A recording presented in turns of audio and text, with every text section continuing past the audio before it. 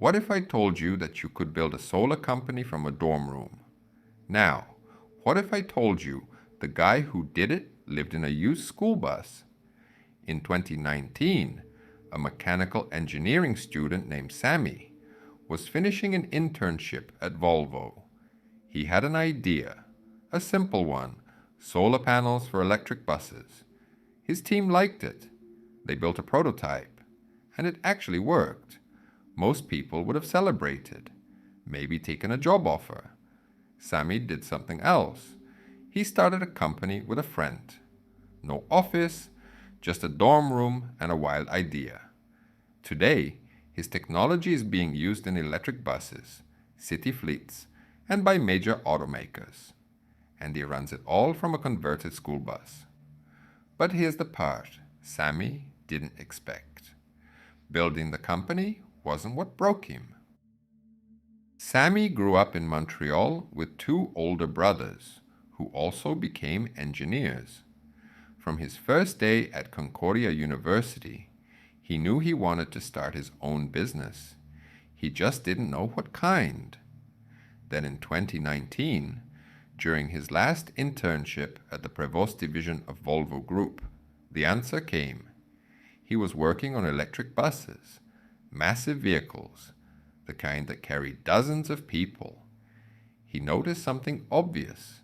They had huge flat roofs, perfect for solar panels. He proposed an idea to his team. They built a prototype, and it worked. That could have been the end of the story. A successful internship project, a line on a resume. But Samuel saw something else. He saw a business. After his internship ended, he called his friend Hansan, another Concordia engineering grad. He said, "Let's start a company. No office, no customers, just a dorm room and a wild idea." Most people thought it wouldn't generate enough power to matter in real use. A few said it was a distraction, not a business. But Samy had done the math. He believed they didn't need to replace the battery. They just needed to help. So they started building. The first step was their capstone engineering project at Concordia. Samy and Hansen decided to build a solar module for a low-speed electric vehicle. They spent months trying to make flexible panels work on curved vehicle surfaces. Early versions peeled off. Others cracked under vibration. Some simply weren't worth the cost. Before they could sell anything, they had to solve a problem most companies avoided entirely: design, testing, failure, redesign. By the end, the project reached the finals of the capstone competition. But Samy didn't stop there. After graduation, they officially launched their startup, building flexible solar panels for electric vehicles. Their panels could add extra range per day on a vehicle like a Tesla Model 3. Not enough to replace the battery. But for a delivery van that drives the same route every day, that is huge. For a bus that sits in a depot overnight, that is free energy. Soon they landed their first customer, then another, then an electric boat company, then something even bigger. One of the world's largest automakers became a client. All of it started with an internship project and a dorm room, but while the company was scaling, Samy was building a second project no one saw coming. While the company was signing customers, Samy wasn't apartment hunting. He was gutting a retired school bus with a crowbar. Most entrepreneurs dream of penthouses. Samy dreamed of solar panels on a curved roof. After finishing his internship, he bought a retired school bus, 10 years old. Then he started the real engineering challenge. He stripped the entire interior down to bare metal, removed every seat.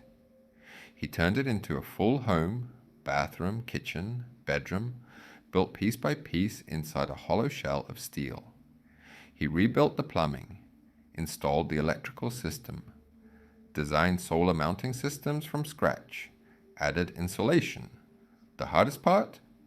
installing commercial-grade solar panels on a curved roof. These panels are huge, 8 feet by 4 feet wide. They are designed to be mounted on flat surfaces, not on a vehicle with a curved roof designed to shed snow and rain. It's a very serious issue in terms of geometry, he said. He had to figure out how to get two flat planes to intersect with a curved roof and make it strong enough to withstand the lifting force of highway driving. He found hinges, mounting rails. He machined aluminum brackets. He bolted everything together. It worked. He and his brothers, both engineers who helped inspire his path, liked to joke that they each bought their first vehicle and their first house around the same time. I said to myself, why not work on the bus project? Samy recalled. It was a far-out idea that I've always wanted to do. How many 23-year-olds do you know who built both a company and a house from scratch in the same 2 years? And while all of this was happening, the company was still one delayed shipment away from a serious problem. Building a hardware startup is brutal. Samy's company had to build its own manufacturing facility. In March 2024, they launched the first flexible solar panel factory in eastern Canada. But the challenges never stopped. Parts arrived months late. There was a point where one delayed shipment nearly forced them to pause operations entirely. Customers wanted deliveries faster than the company could manufacture them. Every production delay meant more pressure on a tiny team trying to prove the business could survive. At times, he wasn't sure the company would survive long enough to fix the problems it was discovering. He admits the path hasn't been easy. There were late nights wondering if the bet on solar for electric vehicles would pay off. And all the while, he was living in a bus with solar panels, a bus that he built himself. He credits his engineering education. He credits his brothers, both engineers. He credits the simple, focused lifestyle that the bus allowed. Living rent-free, no distractions, just work and purpose. His bus wasn't a sacrifice. It was a strategy. Today, his company is supplying customers that many startups only dream about landing. He said, most people think that by 2030, solar will be the main power source for all of our needs. But the full potential hasn't been developed yet. We need to put solar pretty much everywhere. He is putting it everywhere, starting with his bus. Let us stop for a second. What does Samy's story actually teach us? Lesson 1. Start with what you have, not what you wish you had. Samy started with a dorm room, a prototype, and one friend who believed. Most people wait for perfect conditions. He started anyway. Lesson 2. Live below your means. Samy lived in a converted school bus while building his company. No distractions, no rent. His bus wasn't a sacrifice. It was a strategy. Lesson 3. Small advantages stack faster than most people expect.